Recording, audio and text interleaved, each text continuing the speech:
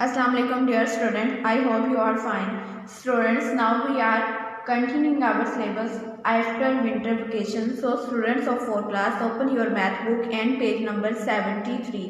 Students, next जो हमने काम करना है वो हमने करना है चैप्टर नंबर 6। प्रीवियस में हमने काम कर लिया था चैप्टर नंबर 5 का कंप्लीट। नेक्स्ट हमारे पास चैप्टर है चैप्टर 6। चैप्टर का नेम है फ्रैक्शंस। आपने प्रीवियस में पढ़ा होगा क्लासेस में कि फ्रैक्शन क्या होती है। In the previous classes we have read about fraction. कहता है पिछली क्लासेस में हम पढ़ चुके हैं कि फ्रैक्शन क्या है। Here we shall learn more about fraction.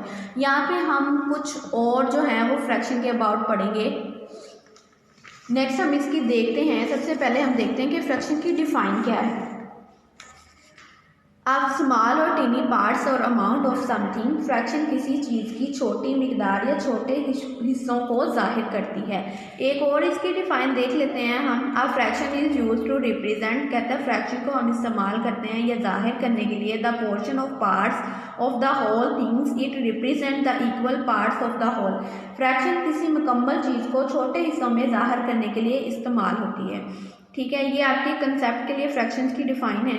अब fraction has two parts. Fraction के कितने हिस्से होते हैं? दो हिस्से होते हैं। नेमली इनके जो नेम है nominator and denominator. The number of the top, जो नंबर टॉप पे होगा उसको हम क्या कहेंगे? इस कॉल्ड द नोमिनेटर। जो नंबर टॉप पे मतलब ऊपर होगा उसको हम नोमिनेटर कहेंगे। And the number on the bottom is called the denominator. और जो नंबर नीचे होगा, बॉटम मीन नीचे होगा, उसको हम किससे रिप्रेजेंट करेंगे?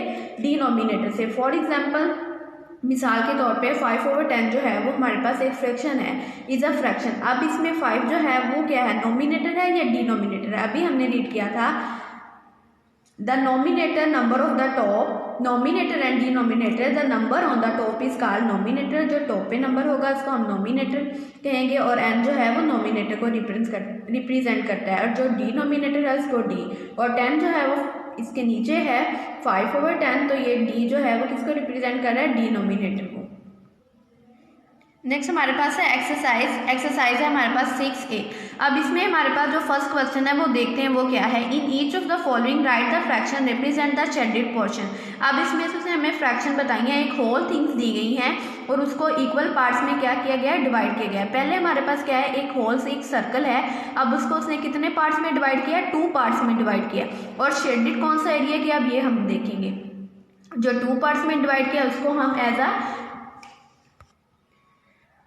जितने पार्ट्स में डिवाइड होंगे वो हमारे पास क्या होंगे? डिनोमिनेटर होंगे। और जितने शेडेड होंगे वो हम किस तौर पे ज़ाहिर करेंगे? नोमिनेटर के तौर पे। अब हमारे पास शेडेड एरिया क्या है? 1 है, तो 1/2।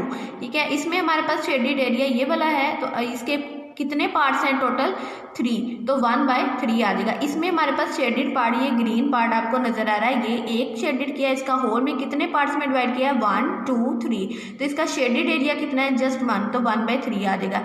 इसमें हमारे पास इसने स्क्वायर बनाया, उसको कितने इक्वल पार्ट्स में उसने डिवाइड कर दिया? 4, तो 1/4। इसको कितने में डिवाइड कर दिया? एरिया कितना शेडेड है हमारे पास? 3, ये 1 वाला शेडेड है। और इसके पार्ट्स कितने हैं? 1 2 एंड 3, तो ये क्या आ जाएगा? 1/3। नेक्स्ट हमारे पास इसने दिया है in each of the following figures shaded and mention.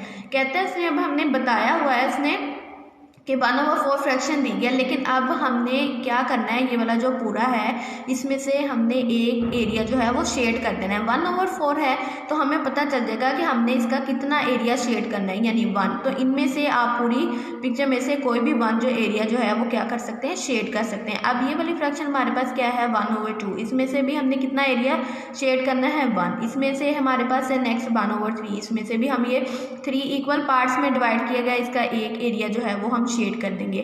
Next भी हमारे पास 1/3 एक शेप बनाई गई, उसमें भी इसको 3 इक्वल पार्ट्स में डिवाइड किया गया है, उसका भी एक एरिया हमने क्या करना है? शेड। नेक्स्ट हमारे पास जो है वो 4 है, 1 2 3 4, 1/4। इसका जो ऊपर वाला जो हिस्सा है हमें पता है कि हमने क्या शेड करना है, तो इनमें से कोई भी आप जो है वो शेड कर सकते हैं।